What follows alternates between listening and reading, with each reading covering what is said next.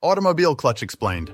In an automobile engine, there is a mechanical device that allows the engine to work at a stationary position. It is called a clutch.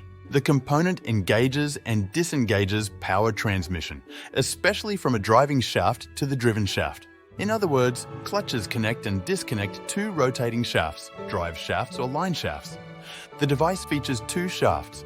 One is connected to the engine or power unit, the driving member, while the other shaft provides the power output that does the work. Functions of clutch. 1.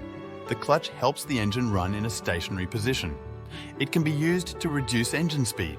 It enables the easy changing of gears. Smooth vehicle control is achieved. If you have found this video to be interesting, just a friendly reminder to subscribe to our channel if you haven't already. And let's continue with the video. Working principles of a clutch. The clutch works by transmitting power when the friction plates touch each other, and the amount of torque applied determines the axial load on the friction disc. When the clutch pedal is pressed, the movable disc disengages from the flywheel, stopping power transmission. Releasing the clutch pedal engages the friction disc with the flywheel, allowing power transmission. And the amount of pressure on the clutch pedal determines the power transmitted. Parts of a clutch. Flywheel. This clutch part is mounted on the crankshaft. It keeps running as long as the engine is working. A friction disc is mounted on the outer side of the flywheel. Friction disc.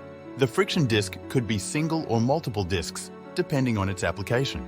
It is made of a material with a high coefficient of friction. The friction disc is mounted on a drive shaft. Pressure plate. The pressure plate features another friction disc on it. This pressure plate is mounted on the splined hub. Spring and release levers. The function of the springs is to move the friction disc back and forth. Clutches use diaphragm springs, and levers help to retract the spring. Different types of clutches. 1 single plate clutch, 2 multi-plate clutched, cone clutch, centrifugal clutch 5.